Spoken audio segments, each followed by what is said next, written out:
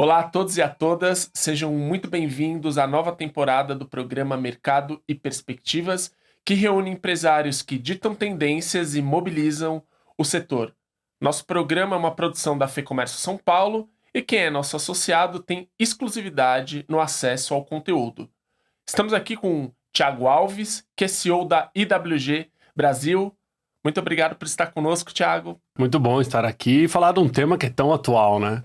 A gente vai falar bastante sobre o futuro do trabalho hoje. E para começar, Thiago, eu queria que você falasse um pouquinho do grupo IWG, que está presente em 120 países, é líder de mercado, mas conta um pouquinho para a gente o que vocês fazem, como é que está montada a operação de vocês. Claro, com prazer. Bom, primeiro que é muito legal estar aqui, né? De novo, mais uma vez aqui, em parceria aí com a FEComércio. Afinal de contas, né? O mundo do trabalho está mudando. E a IWG, ela teve sempre uma posição de vanguarda nessa transformação do trabalho. Só para recuperar um pouquinho da história, nosso grupo tem 34 anos de história, foi fundado em Bruxelas em 1989. O fundador da empresa, ele tinha um negócio ali de alimentação e ele percebeu que as pessoas faziam reuniões informais em um café. Então elas compravam um café e se apertavam ali nas mesinhas do café para fazer reunião. E aí ele teve a ideia de vender o negócio dele, alugar a sala ao lado, fazer um monte de sala de reunião pequena e fez uma parceria com o café e falou, ó, quem comprar o café ganha a sala de reunião, quem alugar a sala de reunião ganha o café. E ali nasceu a indústria do compartilhamento de espaços de trabalho. O nome original era Regus, né, que é um nome muito conhecido no Brasil e no mundo. Rapidamente ganhou a Europa. O primeiro país fora da Europa a receber uma Regus foi o Brasil. Em 1994, aqui no WTC, na região do sul, né, da cidade de São Paulo, foi a primeira unidade fora, então, da Europa, a primeira expansão overseas, né, como a gente chama. Então, uma história longa no Brasil. Ano que vem a gente vai fazer 30 anos já de operação brasileira aqui, com muito orgulho.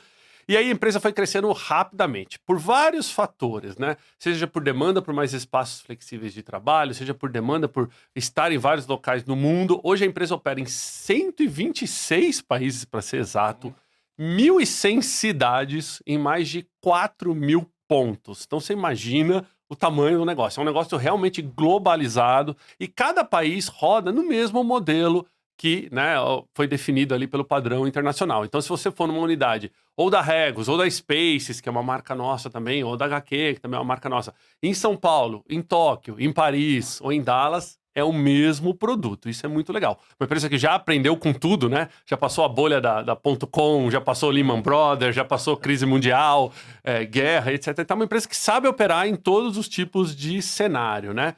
E cada vez mais vem crescendo, né? Cresce num modelo muito interessante, tanto no Brasil quanto no mundo. No Brasil, só para contextualizar para todo mundo, nós temos 72 unidades, né? Então é uma operação grande.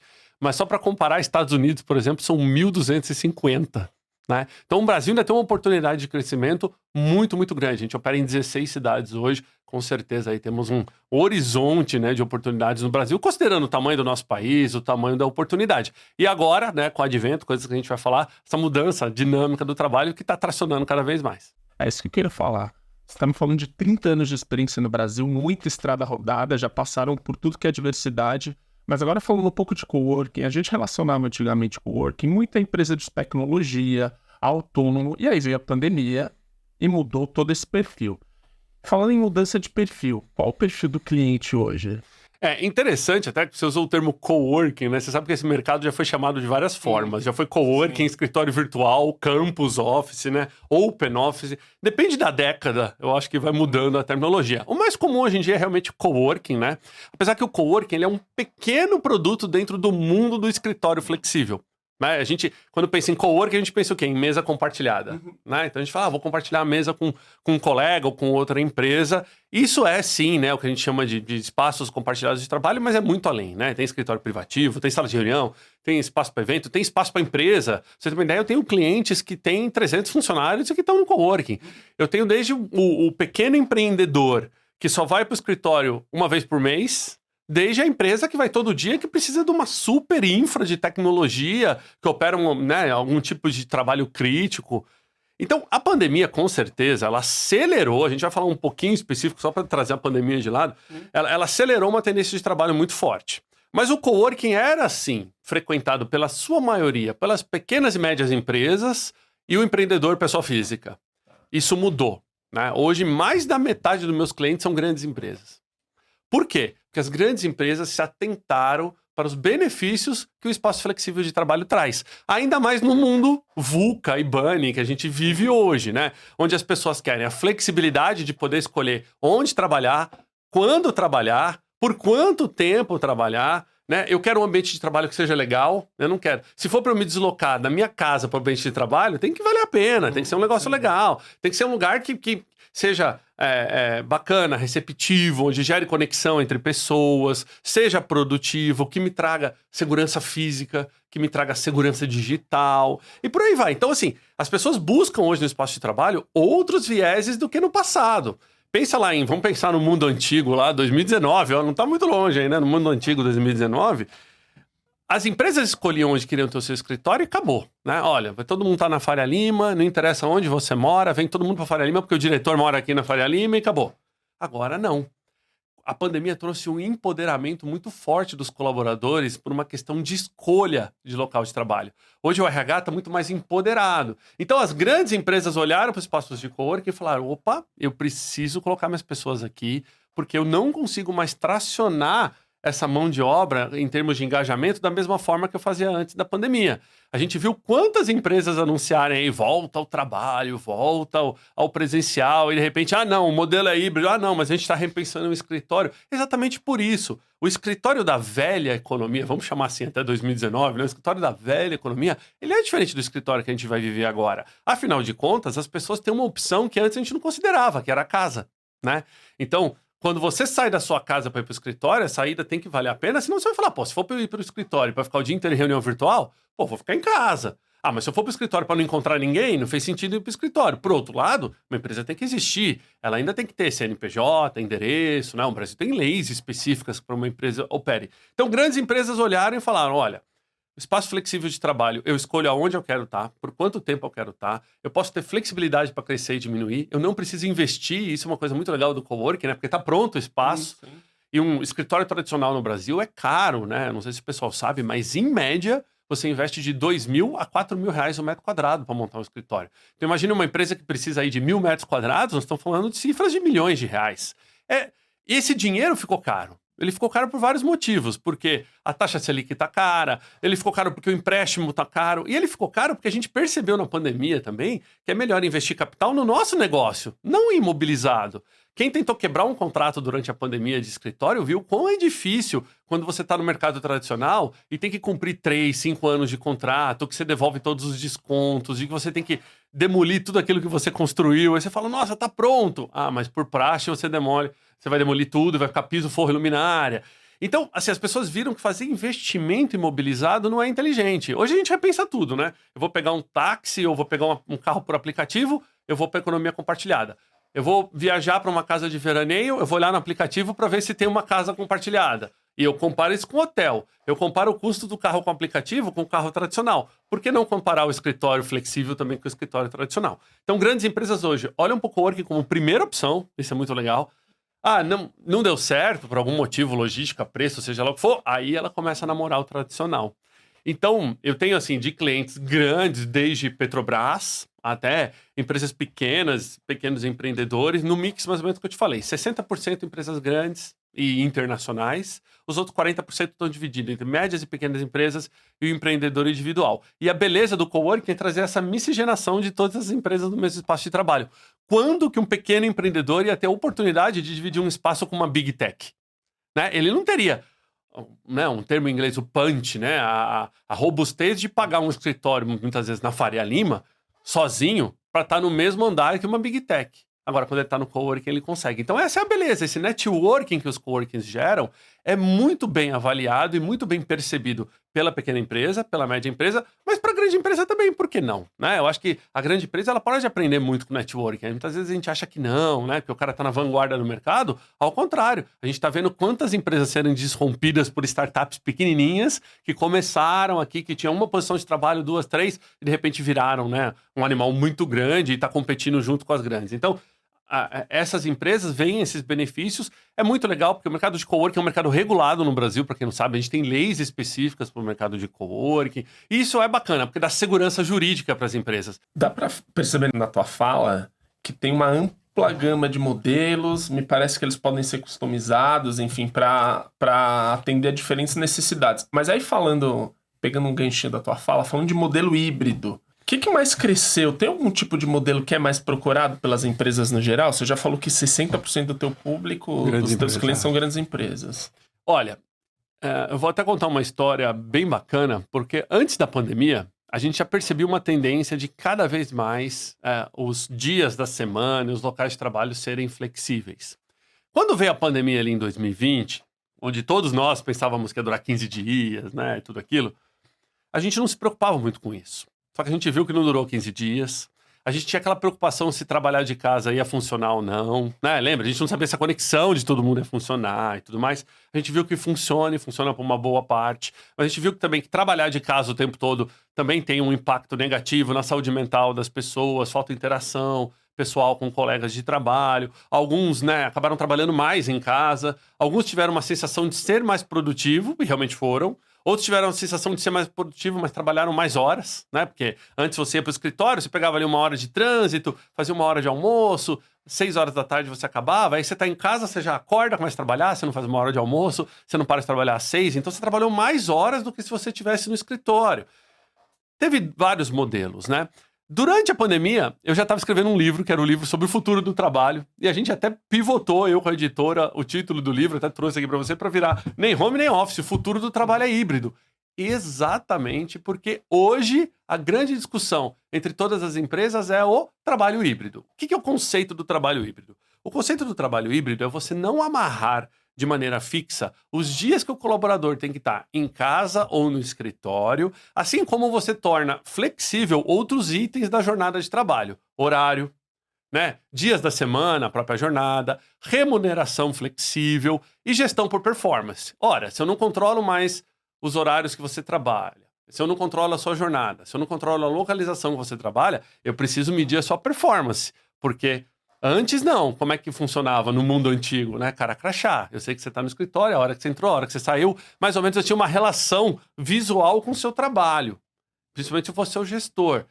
Hoje não, com o mundo do trabalho híbrido, as empresas estão sendo forçadas a implementar controle de produtividade. E aí tiveram vários modelos implementados. Teve um primeiro modelo, que eu brinco bastante com o pessoal, que é o TQQ, que é o terça, quarta e quinta escritório, segunda, sexta em casa. Por quê? Porque se você fizer uma pergunta natural para o ser humano, que dia que você quer ficar em casa, escolhe 2 dias por semana, você vai falar sexta e segunda, porque a gente pensa no final de semana alargado, né? Esse é um modelo que tecnicamente foi implementado nas grandes cidades, mas ele não é o único, né? O que aconteceu? São Paulo, por exemplo, tem trânsito agora de terça e quinta-feira, né? Porque segunda e sexta tá mais tranquilo, que as pessoas estão mais trabalhando de casa, né? Então terça e quinta tá mais pesado, quarta-feira então virou um dia normal de trabalho. Só que o problema do TQQ é que ele torna o uso do escritório muito pesado em 3 dias e em 2 dias o escritório fica vazio. Isso não é muito eficiente de uma perspectiva de energia, uma perspectiva de uso racional do espaço e tudo mais. Então tem vários tipos de modelo híbrido, eu vou citar 4 que eu acho que são bem bacanas para nossa audiência.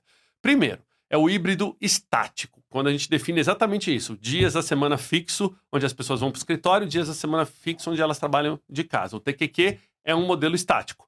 A gente tem um híbrido dinâmico. O que é o dinâmico? Eu não defino que dias que as pessoas vão para o escritório. Cada um faz a sua escolha. Esse é um modelo que a empresa de tecnologia, por exemplo, está implementando bastante. O único ponto um pouco perigoso desse modelo é que se eu não definir uma regra, as pessoas acabam ficando muito mais em casa, né? Porque elas se sentem confortáveis em trabalhar de casa e aí acabam vindo menos para o escritório. A gente tem um modelo muito interessante do híbrido, que é o que a gente chama de híbrido flexível por função. O que é o híbrido flexível por função? Você define para cada tipo de profissional qual a jornada que ele deve cumprir de escritório e casa. Então, se você é de um gerente, você tem que ir para o escritório 3 vezes por semana. Se você é um supervisor, você vai 2 vezes por semana e por aí vai, né? Então, por função, por departamento, pode ser. Também tem um risco também nesse híbrido se as pessoas não souberem implementar certinho, que, por exemplo, imagina que operações vai para o escritório segunda-feira e vendas vai terça. E aí eles não se conversam. Daqui a pouco você tem 2 culturas diferentes na sua empresa. E o híbrido, ele existe exatamente porque a gente percebeu durante a pandemia que as pessoas precisam interagir. O ser humano é um animal social, né? A gente tem que gerar essa conexão entre pessoas exatamente para que uma empresa possa existir. A empresa é feita de pessoas, né? E a gente sabe que no digital, no remoto, é muito difícil a gente fazer essa conexão. Então, tem esse modelo do híbrido flexível por função E tem um modelo que é o modelo que eu mais gosto, assim, que é o híbrido escolha do funcionário, onde cada funcionário tem que fazer a escolha do seu tempo entre casa e escritório. Isso está sendo chamado também em alguns mercados de Anywhere Office, escritório em qualquer lugar. Onde você deixou de controlar onde o Thiago precisa estar para ser produtivo, né? O Thiago precisa me entregar aquela performance, aquela produtividade. Se o Thiago vai trabalhar de uma cafeteria, de casa, de um coworking, do shopping ou do escritório, não me interessa, porque eu não tenho mais essa gestão sobre o espaço. Isso é muito bacana, isso é uma tendência fortíssima do mercado de trabalho. Por que o mercado de trabalho está implementando, então, isso e não está falando, volta todo mundo para o escritório, né? É o que eu quero. A gente até viu ano passado notícia de grandes empresas falando, olha, volta para o escritório. Agora, recentemente, a própria Zoom falou, olha, eu preciso trazer um modelo híbrido, as pessoas têm que vir para o escritório, porque cultura ainda é um ponto muito forte das empresas. E a gente percebe que cultura pode destruir uma estratégia de uma empresa se ela não é bem cuidada. E a gente só cuida de cultura quando as pessoas estão interagindo, porque cultura é algo que você não percebe, né? Não tem régua. Como é que você mede uma cultura? Então, a cultura é a forma como as pessoas colaboram, engajam, comentam, fofocam, por que não, e por aí vai. A gente sabe que a cultura é tóxica, a gente sabe quando a cultura não é tóxica, a gente associa a cultura à liderança, isso é uma associação natural e o brasileiro faz isso muito mais do que outros povos. E aí, quando a gente fala de liderança, olha que coisa interessante. Até 2019, não tinha um líder no Brasil que sabia fazer gestão de equipes remotas, gestão de equipes híbridas. Por quê? Isso não era demanda naquela época. Quando veio a Covid, quando veio a necessidade de todo mundo trabalhar de casa, muitos chamam de home office, para quem não sabe, home office é um termo português, em inglês é work from home, né? Mas tudo bem, né? O home office pegou aqui, aportuguesou, a gente usa esse termo mesmo. Mas poucas empresas tinham uma política de home office lá em 2020. Agora, as empresas estão olhando para o trabalho híbrido, ainda está sendo implementado. Nós estamos em 2023, tenho certeza aí que mais da metade das pessoas que estão nos acompanhando aí estão ou pensando em implementar um modelo híbrido ou estão implementando e testando o modelo híbrido. Ele é muito novo, só que ele vai ser a tendência dos próximos 10 anos. E vai chegar um momento que a gente vai, inclusive, riscar a palavra híbrido, porque eu não vou precisar mais definir híbrido, eu só vou chamar de trabalho. Vai ser tão normal que eu vou chamar de trabalho. Até desafio o pessoal para vocês verem como que é normal. Entrem no LinkedIn, vai na seção de vagas e vejam que todas as vagas hoje estão tendo que ser divulgadas. Não interessa o nível, de presidente a assistente, estão tendo que divulgar o nível, o tipo de trabalho, se é presencial, se é remoto, se é híbrido. Ou seja, até para contratar presidente de empresa, você está tendo que divulgar um modelo de trabalho. Você concorda que é algo que você não levaria em conta? Pô, presidente de empresa, eu não preciso me preocupar, o cara sabe que ele tem que estar aqui. Não, até para atrair esse tipo de talento, você tem que divulgar o modelo de trabalho. É a primeira pergunta de um talento hoje na entrevista de emprego antes do salário. Não é qual que é o modelo de contratação? Muitas pessoas pedem demissão se o modelo for 100% presencial. Então, assim, é um novo mundo.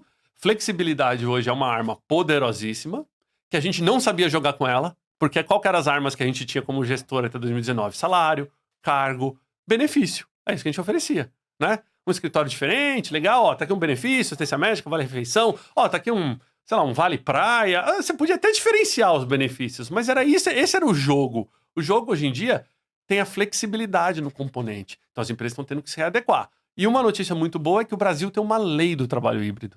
Foi aprovada em 2022, em março do ano passado. Já passou pela Câmara, passou pelo Senado e hoje está válida. O Brasil está na vanguarda do mundo em implementar o trabalho híbrido. E olha que legal. Se a gente olhar nos últimos 30 anos, a gente falou aqui da história da régua, é bem isso mesmo, toda tendência de trabalho levava 5 anos para chegar no Brasil. Implementava na Europa, implementava nos Estados Unidos, 5 anos para o Brasil adotar. Foi assim com o escritório compartilhado, foi assim com a internet, foi assim com tudo. Com open office, com cubículo e por aí vai. A gente teve que implementar o trabalho híbrido junto com o resto do mundo.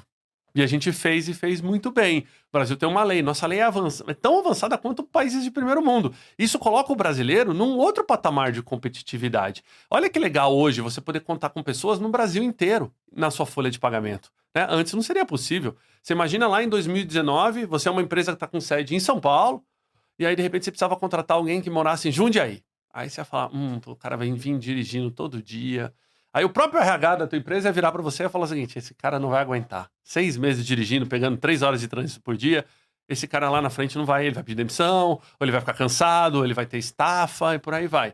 Hoje, com o trabalho híbrido, tudo bem você contratar esse mesmo cara lá em Jundiaí. Se ele vier para São Paulo 2 vezes por semana, não tem problema, ele não vai morrer de vir 2 vezes por semana, né? O estresse do trânsito. Outros 3 dias ele trabalha lá da casa dele, continua sendo produtivo. Olha a janela de talentos que me abriu, de oportunidades, de pessoas que eu não acessava no passado. Então, o trabalho híbrido, o trabalho remoto é uma revolução que a gente mal começou aí a dilapidar, digamos assim, né? A polir e falar, olha, essa é a joia do trabalho híbrido, essa é a joia do trabalho remoto. É lógico que tem prós e contras. Cada empresa tem que encontrar o seu. O trabalho híbrido não tem um modelo que serve a qualquer empresa, né? Cada empresa tem que encontrar... E tem sempre um tripé. Colaboradores, empresa e cliente. Tem que funcionar para os 3. Não adianta funcionar só para os seus colaboradores, só para a sua empresa e não funcionar para o seu cliente. Você quer ver um exemplo? Eu sou uma empresa, sei lá, varejista de supermercado. Aí eu implemento lá o trabalho híbrido, as pessoas vêm no meu supermercado na sexta-feira, não, hoje não tem ninguém, todo mundo trabalha remoto. Não vai funcionar. Concorda? Então, assim, tem que atender as 3 pessoas. Nem todas as funções vão ter uma boa flexibilidade de horário e jornada. Tudo bem, mas ela pode ter outro tipo de flexibilidade. Se a gente pegar as 10 profissões que mais empregam no Brasil, 7 são profissões ligadas ao local de trabalho. Caminhoneiro, operador de varejo de supermercado, de caixa de supermercado, por exemplo, pedreiro, limpador. São profissões que não tem como ser feito ainda de maneira remota. 70% das profissões que mais empregam. Então, o trabalho híbrido ainda é para poucos, mas eu acho que a gente está só no comecinho. Imagine só, neste momento você está frente a frente com mais de 1,5 milhão de empresas, gerando em torno de 10 milhões de empregos e respondendo por cerca de 30% do PIB paulista e 10% do PIB brasileiro. Somos mais de 130 sindicatos distribuídos por todo o estado. Contamos com consultores, pesquisadores, influenciadores e especialistas de referência no mercado, com empresários que, organizados em conselhos e comitês temáticos, definem os caminhos do setor por meio das nossas ações de advocacy e de orientação prática para quem quer crescer. Fecomércio São Paulo e sindicatos filiados representam muito para você. Eu quero pegar um ponto que você falou aqui de legislação de 2022 da lei que prevê o trabalho híbrido, mas eu queria voltar um pouquinho em 2017, na reforma trabalhista, que introduziu o teletrabalho, a jornada flexível, entre outras coisas. E aí a gente pegou pandemia, com o home office, enfim, o teletrabalho já meio regulamentado aqui, e depois agora você está trazendo a alteração de 2022, Isso. que dá um avanço e coloca a gente na vanguarda desse tipo de legislação. Mas pensando, o que a gente precisa acompanhar melhor a flexibilização ainda da legislação? Onde é que estão os gaps aí? Como é que você me falou um pouquinho dos pontos positivos, mas no que a gente precisa avançar? O que está bem consolidado? Boa. O teletrabalho, ele em 2017 ele foi regulamentado e já foi um avanço muito forte, só que a definição de teletrabalho é alguém que não vinha para o escritório e que trabalha através de sistemas telemáticos, ou seja, eu estou atrás de um computador ou de um telefone. Essa era a função do teletrabalho. O teletrabalho ele tinha a dispensa do controle de horas, né, entre as partes, mas você ainda tinha que respeitar o horário de refeição, você ainda tinha que respeitar caso tivesse algum tipo de exceção da folha de ponto e por aí vai. Quando foi implementado a pandemia, e a gente chamou todo mundo de teletrabalho, sem entender que teletrabalho nem todo mundo estava nessa característica do teletrabalho. Por exemplo, em 2017 era proibido o teletrabalho para estagiário, né, e menor aprendiz. E durante a pandemia a gente colocou, por segurança, esses profissionais em casa. Então, o bom de 2022 é que tirou um monte de zona cinza que existia e regulamentou o híbrido. O híbrido eu posso ter tanto o regime presencial quanto o regime de teletrabalho sem um regime sobrepor o outro. O híbrido ele traz oportunidades gigantescas de, em acordos simples entre a empresa e colaboradores, você abrir mão de controle de ponto, controle de jornada. O híbrido trouxe, que na minha opinião é a maior joia, que é você poder contratar pessoas por tarefa ou por performance. Que é, por exemplo, eu poder contratar o Thiago, falar, o Thiago tem que me entregar 10 folhas disso aqui por mês. Não interessa quantas horas o Thiago tem que trabalhar. Como é que era até 2017, até 2022? Contratei o Thiago, você trabalha de que horas a que horas, qual a sua jornada? É isso que é na sua carteira de trabalho. Então, esse eu acho que é o maior benefício do híbrido. Ainda tem zona cinza. Por quê? No Brasil, convenções coletivas ainda se sobrepõem à legislação e principalmente com relação ao controle de folha de ponto. Então, por exemplo, muitas empresas ou muitas indústrias ainda não conseguiram abrir mão 100% de controlar o ponto.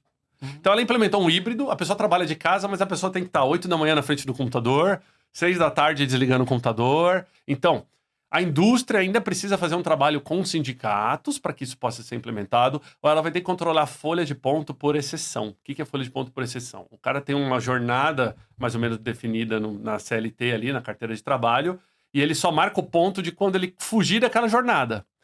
Mas você concorda comigo que isso briga com o trabalho híbrido? Se eu estou falando que eu quero que o cara faça a autogestão do horário, que ele trabalhe de casa sem se preocupar necessariamente com a hora que ele tem que estar na frente do computador ali, porque isso faz parte da flexibilidade que a gente quer.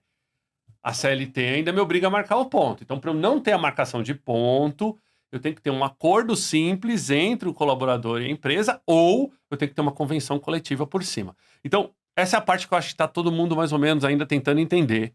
Alguns bancos e várias empresas de tecnologia saíram na vanguarda disso, até porque tem sindicatos bastante pró-colaborador e pró essa flexibilidade de vida. Os sindicatos entenderam essa flexibilidade que o colaborador quer.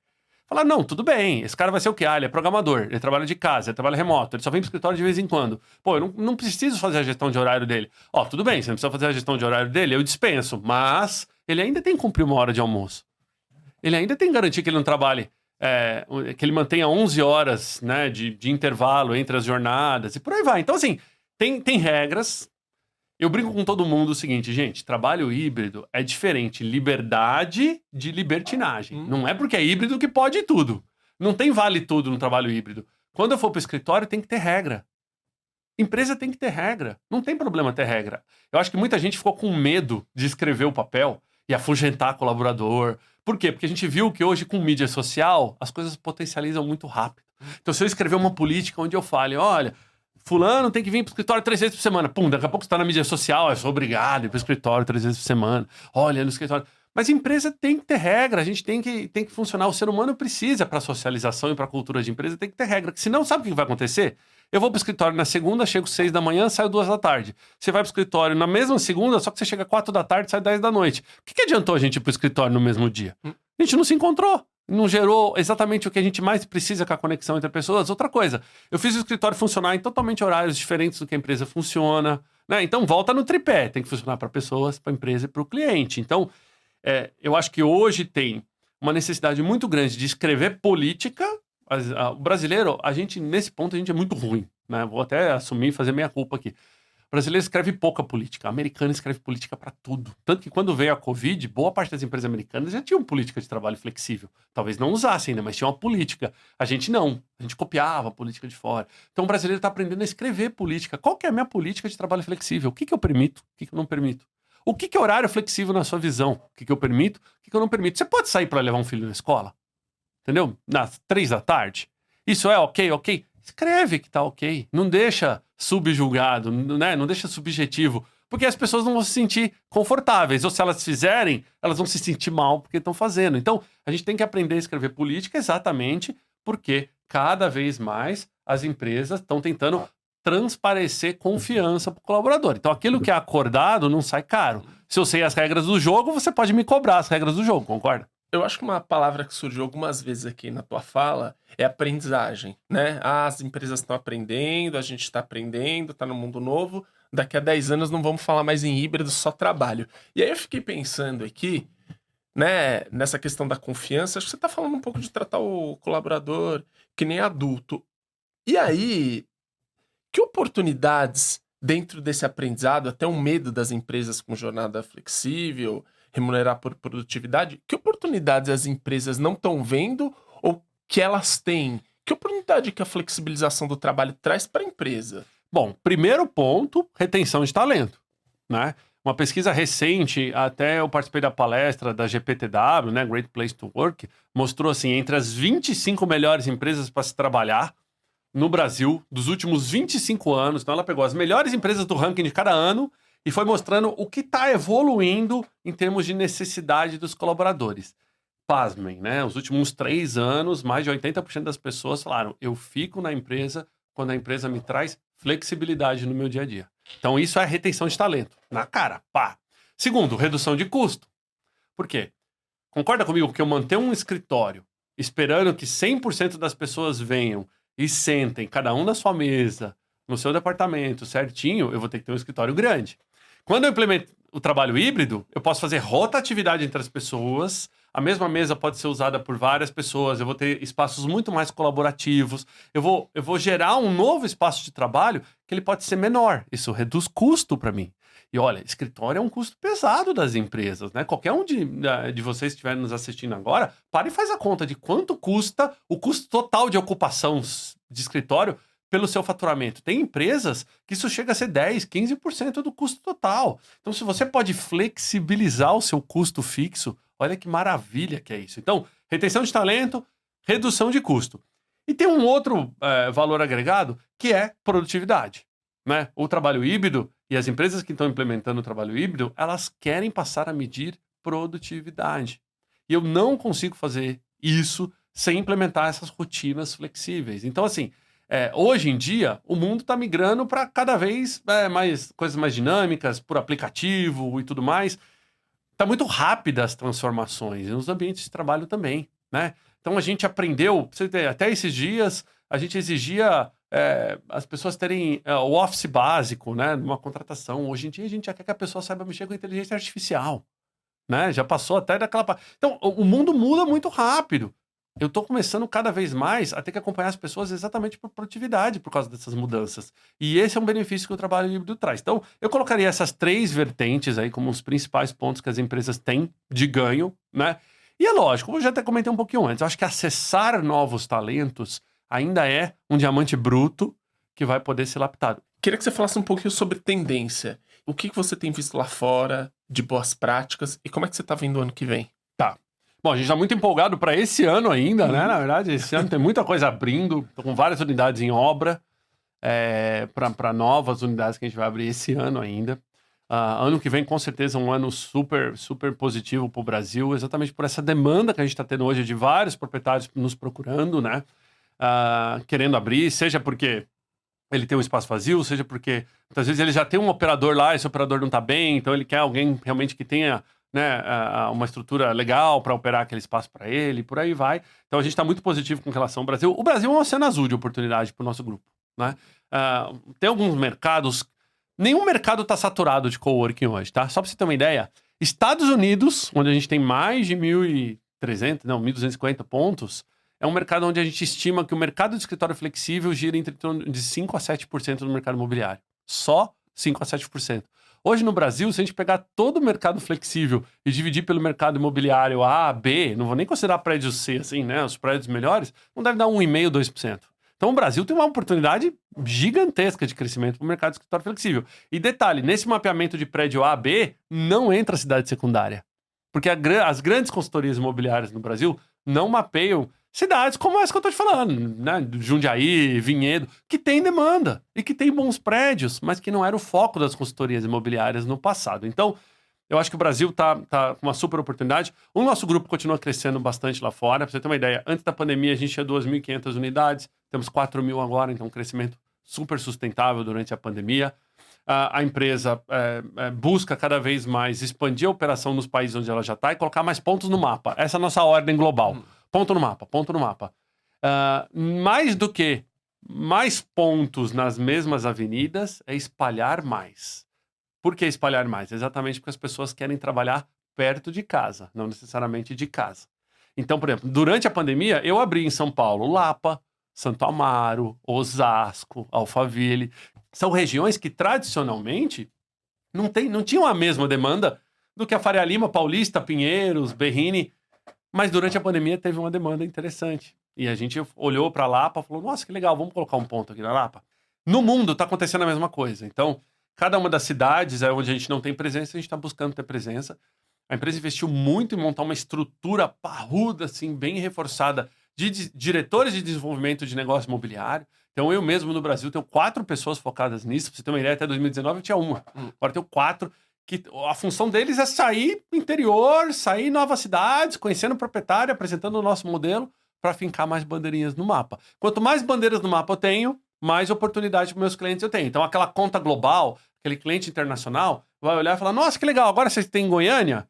Olha, então eu quero aqui, ó, tenho 10 funcionários em Goiânia, me dá um espaço de trabalho aqui para 5, porque eles vão estar no modelo híbrido, etc, etc, etc. Ah, vocês têm Uberlândia agora? Então, isso é muito bacana, né? Porque todo mundo tem demanda de trabalho hoje. E acabou aquela história de que, as grandes empresas estão entre São Paulo, Rio e Brasília. Acabou. Hoje em dia, todo mundo vai ter presença globalizada. Por causa do Anywhere Office, por causa dos talentos. E tem um outro fator que eu não explorei aqui, eu vou comentar rapidinho, chama workation. O que é workation? É work mais vacation, né? É a mistura de férias com trabalho. O que é isso? Durante a pandemia, várias pessoas tomaram a decisão, já que o meu trabalho é remoto, eu vou mudar para uma cidade onde eu tenho a melhor qualidade de vida, onde eu, sei lá, uma cidade paradisíaca, uma cidade onde eu tenha, sei lá, um acesso diferenciado do que as grandes metrópoles. E aí teve um êxodo de pessoas que foram pro Nordeste, que foram pro Sul, que foram morar em cidades litorâneas e por aí vai, para ter melhor qualidade de vida. O cara vai lá correr de manhã na praia, volta, trabalha. Isso chama workation. E olha que interessante, um estudo recente trouxe que o Rio de Janeiro é a 4ª cidade do mundo em workation, em todas as empresas que foram pesquisadas, é um estudo global. Quantas pessoas não mudaram para o Rio de Janeiro para ter, né? Estava morando numa cidade paradisíaca, ter ali, né, um acesso, né, a toda a beleza do Rio de Janeiro, a questão de geografia e tudo mais, o acesso que o Rio de Janeiro tem e que talvez tradicionalmente não estariam lá. Além do Rio de Janeiro, a gente tem cidades como Recife e Fortaleza, que estão nessa lista também aqui no Brasil. Floripa, se eu não me engano, está em 8º ou 9º. Né? Pô, quem de nós não gostaria de ir? Vamos trabalhar de Floripa? Vamos trabalhar de Floripa. Talvez no passado a sua empresa ia falar, não, mas tem que estar aqui em São Paulo. Agora, o workation é um grande fator. E a gente já mapeou a demanda de workation e a gente quer botar ponto no mapa em cada uma dessas cidades aí que são targets de workation. Thiago, muito obrigado. Foi muito rico. Foi um prazer recebê-lo aqui. Muito bom estar aqui. Bom, queria deixar contigo um exemplar do livro. Muito obrigado. Só para fazer aqui o dever de casa do livro, lançado em 2022, da editora Gente, né? Nem Home, nem Office. Já ficamos 4 vezes no ranking de mais vendidos do Brasil. E olha que é difícil, que é um livro de negócios, né? Concorrendo aí com vários livros bastante famosos. Só mostra o quão poderoso é o trabalho híbrido. E a vocês que nos assistiram até agora no Mercado e Perspectivas, eu também agradeço. Até a próxima. Muito obrigado.